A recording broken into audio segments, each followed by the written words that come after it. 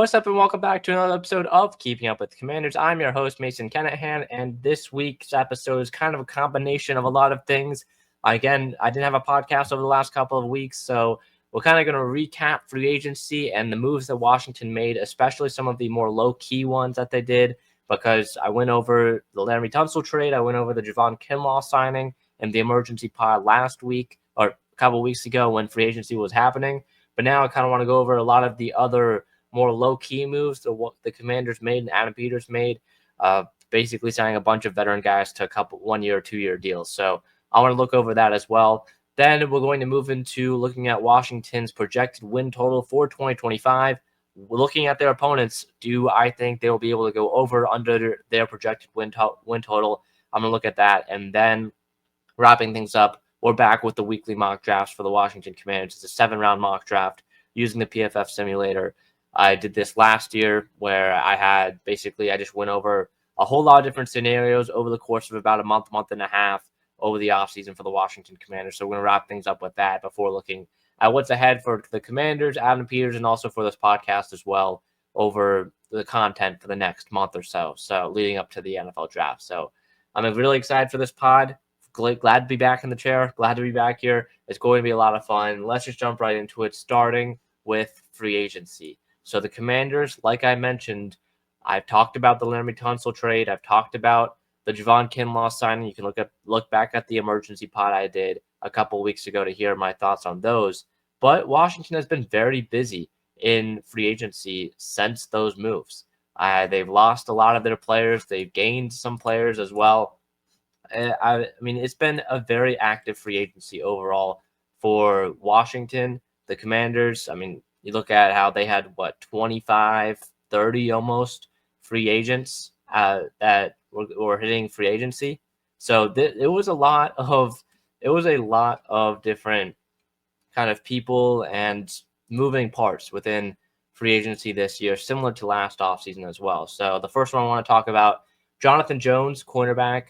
He was the cornerback for the Patriots for the last few years, had 58% of the snaps. He's 32 years old, definitely on the older side, but I think he still brings some good added depth to this secondary room that did end up losing Benjamin St-Juste. I know St-Juste, it was most likely for him not coming back, but it's still another body that you're going to have to replace him with. So they lost Benjamin St-Juste to the Los Angeles Chargers, and then they signed Jonathan Jones. I believe he's going to be playing more of a slot cornerback role, and then you'll keep Mike Sanders still on the outside. Washington also, now that we're talking about the secondary, Washington also brought back Noah Igbenogany.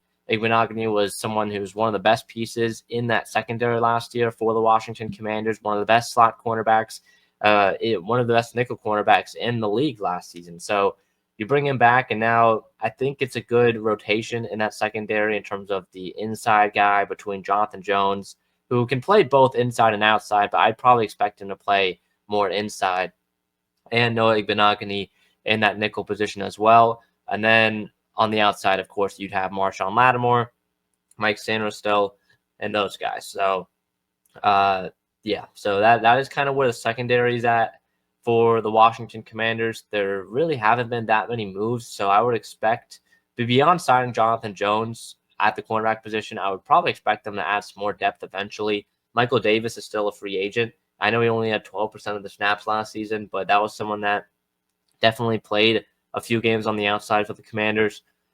Looking at the safety position, because Washington did make a move there, they did lose Derek Forrest, and they lost Jeremy Chin.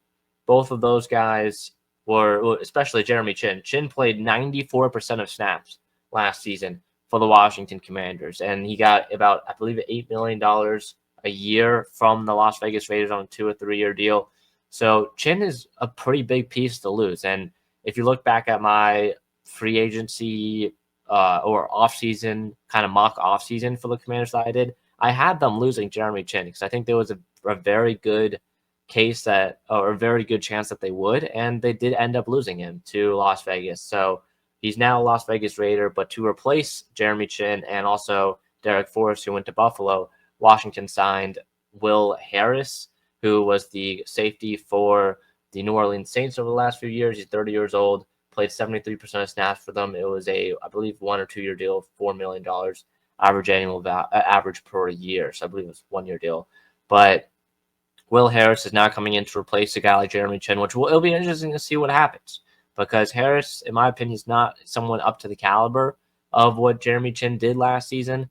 But I mean, we'll see what happens at safety, because again, Adam Peters has proved me wrong before, and even though a lot of people gave him a lot of heat for signing a bunch of older veteran guys to 1 and 2 year deals last offseason, Washington ended up making the NFC Championship game, which is huge. So Will Harris, as someone, I'm gonna have to do more research on him, but is someone that I'm very intrigued by, because I think Will Harris will be a starter for the Commanders. It's going to be Quan Martin and Will Harris as the two safeties, in my opinion. So that'll be interesting to see. And also, it leaves the door open too for Washington to draft a safety early on in the draft. So that is something to monitor if you are a Commanders fan.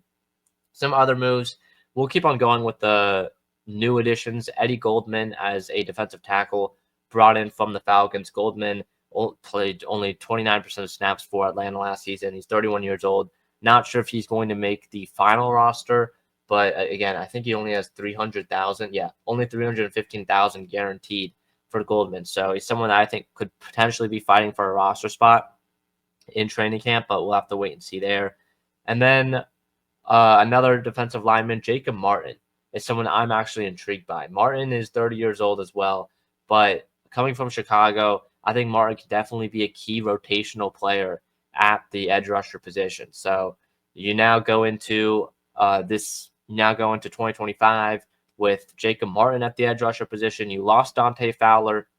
Fowler goes back to Dallas, but you have Dietrich Wise now, who's also coming over from New England. That's kind of you could say, Dante Fowler replacement. Wise also is about the same age as him, got a cheaper deal than what Fowler signed in Dallas. So that you could consider him the replacement. And then Cleveland Farrell came back to Washington. You also still have Dorrance Armstrong there as well. So I feel like this edge rusher position is kind of good. You have to think about, again, the draft. You could still add a premier edge rusher there in the first couple of rounds. But as far as free agent additions, unless they're trying to trade for someone, I think this is pretty solid for Washington in terms of their depth there. In terms of guys coming back, which I think the people coming back for Washington is a whole lot more important than the people that are leaving. Because, yes, you lose Jeremy Chin. Yes, you lose Dante Fowler. And the signings that Washington had weren't, incredible. But it was the people that they were able to bring back. Zach Ertz, Bobby Wagner. All right, guys, even a guy like Marcus Mariota, who was a backup quarterback last season for Washington, but was someone who was a great mentor for a guy like Jaden Daniels. You also bring back Zane Gonzalez as the kicker, most likely. Austin Seibert's still free agent. Jeremy McNichols as well, the RB3. Chris Rodriguez is back. John Bates was a huge one of the best blocking tight ends, in my opinion, in the league. Bates on a multi-year deal too. I believe it was a 3-year deal for the 28-year-old. So it was a pretty hefty deal. It was a pretty cheap deal, in my opinion, but a pretty long-term deal for John Bates, which you love to see. Noah Brown as well, bringing him back was a move that I liked, as long as he gets back from the injury well, which we'll have to see if that's the case. But I would expect, it to be fine. De'Ami Brown again going to Jacksonville. It was a $10 million deal for a guy like De'Ami Brown, which is definitely pretty expensive for a guy like him, in my opinion. But I think that kind of wraps it up.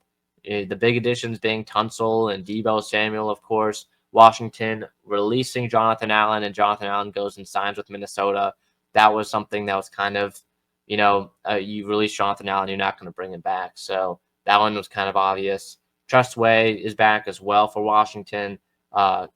Cornelius Lucas is now Cleveland Brown, and that was pretty much it. So, yeah, Michael Walker is an Arizona Cardinal, but Walker only played 7% of snaps last season. So that there were some additions on the offensive line for the Commanders. Foster Sorrell, sorry if I'm mispronouncing that. Foster Sorrell, I believe, tackle from the Chargers, I think he could be someone who's going to be fighting for a roster spot. He doesn't have any guaranteed money on that contract. It was only a 1-year deal, of course. And then Nate Herbig as well from the Steelers as a kind of a backup guard, which I kind of like. So Herbig coming in, I think he's going to be someone that makes the week 1 roster, but we'll have to wait and see there. But I think that's someone that definitely will make the week 1 roster. So those are some of the guys that, those are pretty much a good free agency recap for the Washington Commanders. Of course, the biggest kind of places of emphasis was probably the secondary, and then the defense overall was kind of where Washington focused on adding new talent. So again, the defense was one of the worst in the league for the majority of the season last year. So props to Adam Peters for recognizing that, wanting to change things up, brings in some new talent. I would expect them to definitely draft some defensive players in the first few rounds as well in April. So that is a good free agency recap. Now, I wanted to go to the projected win total for the Washington Commanders. It is set at 10.5. That was kind of the big news this week because, again, news is kind of slow. But for the Washington Commanders, their win total is set at 10.5. Do I think they go over or do I think they go under? Let's look at their opponents for next season. We'll start with, of course, the divisional games. Eagles home and away, Cowboys home and away, Giants home and away. That's 6 of them right there. But then we go into the non-divisional games. Washington next season will play the NFC North and the AFC West. That is a very, very tough schedule, in my opinion, for the Washington Commanders. As of right now, they're not playing any international games, which, again, could change. But as of right now, they're not playing any international games, so that's important to note as well. But for their home opponents, you got the Eagles, Cowboys, Giants. And then from the NFC North, the Bears and the Lions. From the AFC West, the Broncos and the Raiders. And then the Seattle Seahawks as well from the NFC West. So those are your home opponents. And then for your away opponents, Eagles, Cowboys, Giants, of course. Then you have the Packers and the Vikings from the NFC North, the Chiefs and the Chargers from the AFC West, and the Dolphins and the Falcons the Dolphins from the AFC East and the Falcons from the NFC South. So Washington placing second in the NFC East, of course, gives them the harder schedule because now you play the Dolphins, the Falcons, and the Seahawks, who all placed second in their divisions as well last season. And then, of course, you have the AFC North, which was one of the best divisions in the National Football League last year, beyond the Bears, which could change because, again, you have a coaching change there. You have a young, promising quarterback, so they could be good. Bo Nix and the Broncos made it to the playoffs. When you look at the schedule on teams that made it to the playoffs, you play the Eagles twice. You play the Lions, who made the playoffs. The Broncos made the playoffs. Packers made the playoffs. Chiefs made the playoffs. The Chargers, I believe, made the playoffs as well, I want to say. So, and then the Vikings all made the playoffs. And then the Falcons were almost a playoff team. So if you count the Eagles twice, that is 1, 2, 3, 4, 5, 6, 7, 8, 8 different playoff teams. 8 different games against a team that made the playoffs last year for the Washington Commanders. That is a tough schedule.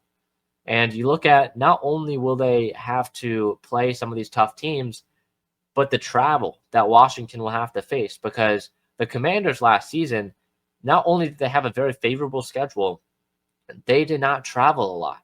They did not have to travel from the east to the west coast and back to the east coast. I don't think really ever. They only had 2 games or 3 games, I believe, on the western side of the Mississippi River last season. Or maybe it was 4, but it was a very small amount of games just west of the Mississippi River. So you talk about those time changes and all of that. I mean, again, this team was still very good last year, and they made the NFC Championship game for a reason. But you can't deny that their regular season schedule, when you go up against teams like the Panthers and some of these other bad teams, it was very, very kind of easy last year for Washington compared to what it could have been. And this team, yes, you could say they get better, right? Because it's a lot of young talent and just the success they had in their rookie years. You look at Sainristil, Jane, of course, some of these other guys, you expect them to get better. And let's just say they do. Their opponents are also going to be getting better because of where they place in the division. And also, I think the schedule is just going to be tougher because you have to travel to LA, you'll have to travel to Kansas City. Now, the away games, looking at it again, it's not that bad because beyond Kansas City and LA, you only have 2 games kind of on the western side beyond Dallas, of course. The home teams, you're lucky that you're going to be playing Denver, Las Vegas, and Seattle all at home, which is nice. Now, we don't know the exact order of the schedule yet. We don't know, or I guess we kind of, Washington getting a Week 14 bye at this point is kind of just a joke, but it may happen for the 4th year in a row. We don't know. But you kind of look at the schedule, and yeah, it definitely gets a lot harder for the Washington Commanders. So 10.5 wins is what the number is set at right now. Do I think they get 10.5 wins from this? It's going to be close. I will say it is a very good line. I think this team is definitely just early looks, definitely a 10-win team. I don't know if they'll get to 11 or 12, but I think the floor for this team is about 9 wins, 10 wins. I'll just say, yeah, I think they do. I'll just, I'll be positive. I think they do get 10, more than 10.5 wins or 11 and more in this case. We play Las Vegas, and whoever the quarterback is going to be, there, I guess it's not Russell Wilson, Geno Smith at this point. You play Seattle, and that's Sam Darnold now. Those 2 games I think are definitely wins for the Commanders. They're definitely better than both those teams. I think it'd be a tough one against the Broncos. I really like Denver's defense, what they're doing there, but I think they could definitely beat the Broncos. If you say let's just go floor, you just go 3-3 in the division, and I'm not saying they do go 3-3. I'm just saying hypothetically they go 3-3 in the division. That's 3 wins right there. You beat Las Vegas, Seattle. That's 5. Let's say you beat Chicago. That's 6, right? And then you lose to Detroit. You maybe beat one of Denver and Green Bay. That's 7. You can beat Miami's 8, Falcons 9, and then Chargers and Vikings and Chiefs. You win 2 or 3 of those, and you get over 10.5. So I think it'll be pretty difficult. But if they take care of business in the division, I think they've got it. You got to go 4-2 in the division if you want to hit 11 wins or more, in my opinion, because the 11 games outside of the division is going to be a lot tougher than it was last season. So I think it's definitely possible for Washington, but you've got to take care of business within the division. And again, every division game is kind of up in the air, no matter what your record is, no matter how you're playing. The Giants, I think Washington will be able to sweep. Dallas, you usually go 1 of 2, or Washington in the past has really just gone 1 of 2 against them. And then the Eagles, if you go 1-2, that's 4-2 in the division. So that is kind of where Washington sits right now. But I'm excited for when the schedule will release. I believe it's in middle of May, I want to say, because this will be interesting. When will Washington have to take the trip to LA to go and play the Chargers? When will they get their bye? Will it be in Week 14 for the 4th year in a row? Don't know. Hopefully not, because this team, as again I've said, they are just worn out by Week 14. So kind of affected them last season, but that's kind of where we're at. So I'm looking forward to when the schedule gets released in May. But before that, we have a pretty big event at the end of April, and that is the 2025 NFL Draft. It's time to bring back the weekly mock drafts because I'm excited for this. So let's just jump right into it here.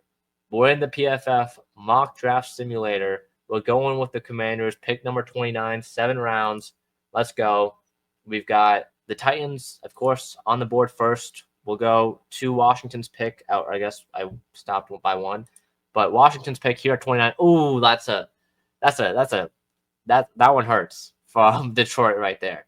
I accidentally stopped it at 28, and that just made it worse. So, I say that because James Pierce, the edge rusher out of Tennessee, just went at 28. If you're listening to the audio version of this, James Pierce is definitely one of the Commanders fan base's kind of favorite players right now, and for good reason. He's got a great bag of pass rush moves. He's got a great blend of strength, power, or strength, size, and speed, which is kind of like the three S's when you want to look at a pass rusher, an edge rusher. If you've got all three of those, you're going to be good in the NFL. So that was a tough one. Detroit goes James Pierce at number 28. Looks like some players who are on the board currently: Luther Burden, the wide receiver out of Missouri; Colston Loveland, tight end out of Michigan, I'm not really interested in. We've got Nick Skeleton out of Texas A&M, the edge rusher there. Some other guys on the board: Xavier Watts, safety out of Notre Dame; Maxwell Hairston and Savon Ravel, two corners that I think Washington could be interested in. I think that there's definitely a lot of good options on the board right here. I am going to go with edge rusher because I think Washington does need some edge rushing help, and I'm going to go with Nick Skeleton, the edge rusher out of Texas A&M. You look at his numbers: pass rush win rate last season of 17%, which I believe is in the 90th plus percentile, according to PFF's metrics. A run stop rate of 7.3%, which is about 75th percentile. Pass rush grade of 80 or above in each of the last two seasons for Nick Skeleton. So he's got great numbers. He's got great numbers. And I think he could definitely be an impact player in his rookie season. So I'm going to go with Skeleton here at 29.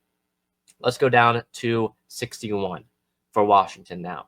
Some guys still on the board. Demetrius Knight, all right, the linebacker out of South Carolina. In my opinion, he's one of the best linebackers in this class. He's someone, you look at his numbers, right? A run defense grade of over 85, coverage grade of over 74. He's kind of a little bit of a higher missed tackle rate at 11%, but 22 run stops last year. Didn't allow a touchdown in coverage. Some great numbers as well. So 60-plus tackles each of the last 2 years. A very athletic player as well for Knight. So he's someone I would be interested in here. Omar Norman Lott, if Washington didn't add some pieces on the defensive line already, he would be someone I would be interested in. I think Norman Lott's tape is definitely high second-round material, but the thing is he only played 17 snaps per game. So he did not play a lot for Tennessee last season, but he delivered when he was called upon. So Norman Lott would be someone I'd be interested in. Benjamin Morrison still being on the board here, someone that I'm interested in as well. Morrison, his 2023 tape, in my opinion, was first-round material. He's coming off of I believe, a hip injury or torn ACL, basically a season-ending injury last season for Notre Dame, which was really tough. He only played in 6 games, but still, I think I'm going to go with him here. I think Washington still needs help at the cornerback position.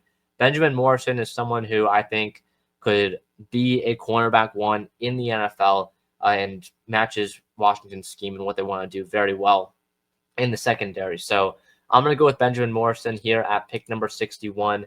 Gives us 3 picks remaining. And this one, I don't think I'm going to actually trade or anything. Just going to go straight up here with these 5 picks. So we're now in the 4th round, pick number 128 for the Washington Commanders. Looks like some names on the board.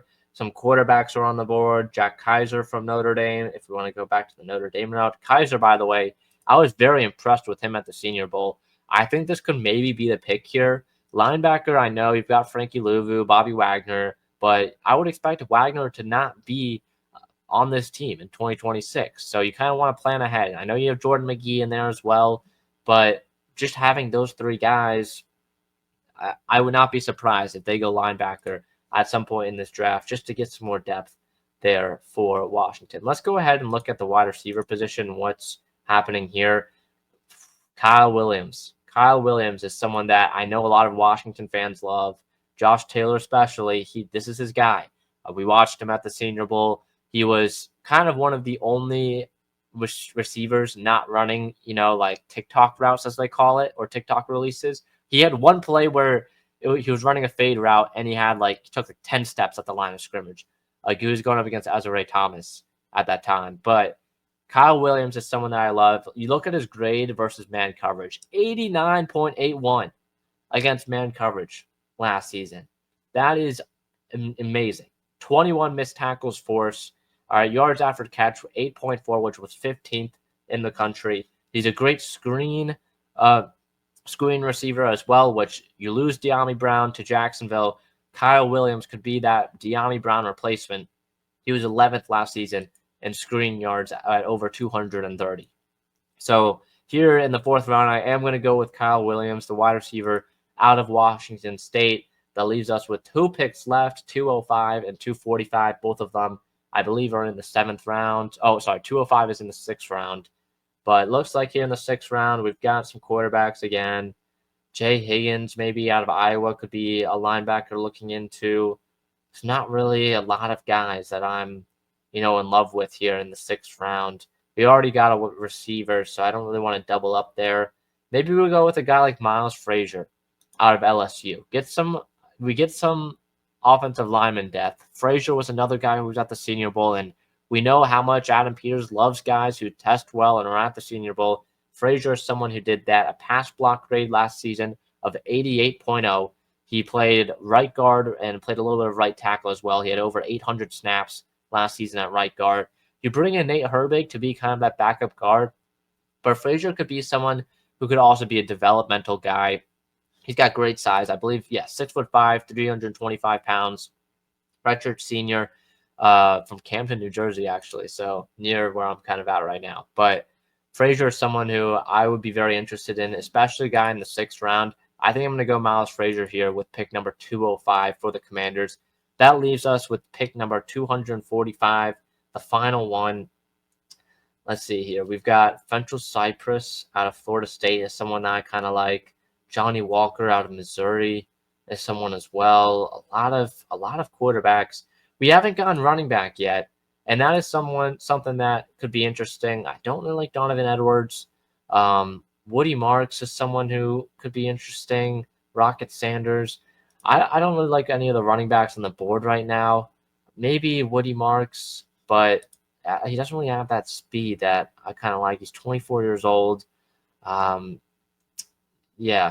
his yards above expectation are pretty low. So I don't really like Woody Marks or any of the running backs on the board here at this point, which is kind of unfortunate because that means that Washington will be out of this draft without a running back. But let's see here. I might go with Mac McWilliams out of no, we already went cornerback. Never mind. We already went cornerback. Shamar James could be someone that's interesting. Howard Cross is someone that's interesting. There's not really a lot of players that I really like right now here on the board late in the 7th round. But I guess we'll go with Smile Munden, I think. Linebacker out of Georgia. We didn't go with Jack Kaiser earlier on, but I do think Washington will like some kind of younger reassurance at the linebacker position. Munden is someone who I think could definitely be a late day 3 guy out of Georgia. He's kind of been their guy there for the last few years. He was a senior last year. We know how much Adam Peters loves seniors and guys who played 4 years in college. So we're going to go Smile Munden to wrap up this mock draft. And here, I'm not really worried about what grade PFF gives me, but wrapping things up here, 5 picks for the Commanders. In this one, we decided not to trade up or down. In future weekly mock drafts, we will be trading up or down, but wanted to keep this one kind of simple. And if this is the draft class for 5 players, I would be very interested in this one. I would love this one. Nick Skelton in the 1st round at pick number 29. Benjamin Morrison at pick number 61, the cornerback out of Notre Dame. Great man coverage corner. Pick number 128 in the 4th round. We go Kyle Williams, the wide receiver out of Washington State. Williams is someone who's very good a receiver who can catch screen passes and make plays after the catch, averaging over 8 yards after catch. 8 yards after catch per reception.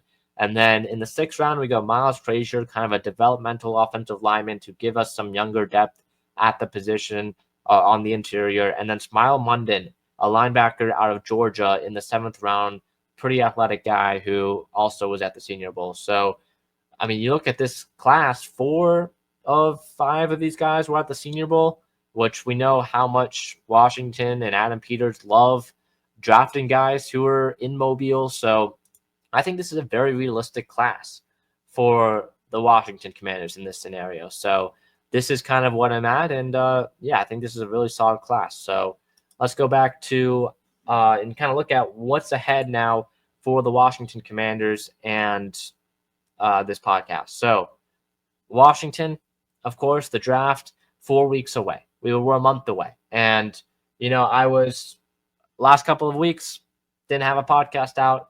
Kind of wanted to talk about that. I was at spring break, so I didn't really have this set up. And then, of course, I've been watching and keeping track of a lot of college basketball recently. If you kind of want to follow my college basketball coverage, you can follow my Substack. It's just under my name, Mason Kenahan. But kind of just been doing a lot of stuff revolving around college basketball recently. So haven't really, had the time for the Commanders right now. But we're back. I'm ready to go. We're 4 weeks to the draft. I'm going to try and get a guest on before. I know I keep on saying it, but I'm actually going to really try and get a guest on before the draft in late April. But I'm really excited for the NFL draft and this month ahead because, this is where teams and dynasties are made. They're started from the draft, and the Commanders trying to improve this team. Going to be really interesting to see what Adam Peters and company want to do within the draft now because they only have 5 picks after the Laramie Tunsil trade. But yeah, that'll wrap things up pretty much. So thank you guys for listening. Our next podcast will be next Monday, of course. We're going to be going over next Monday your mock drafts. So send me your mock drafts. You can send me it on X or Twitter, whatever you want to call it. Mason_Kenahan there. You can send it in the comments as well on this podcast. So I'm going to be going over and grading. This was something I did last year too, which I really liked. I'm going to be going over and grading your mock drafts A through F. It's going to be a lot of fun. So I'm looking forward to that episode next week. But yeah, that'll do it for this week's episode of Keeping Up with the Commanders. See you guys in the next one. Peace.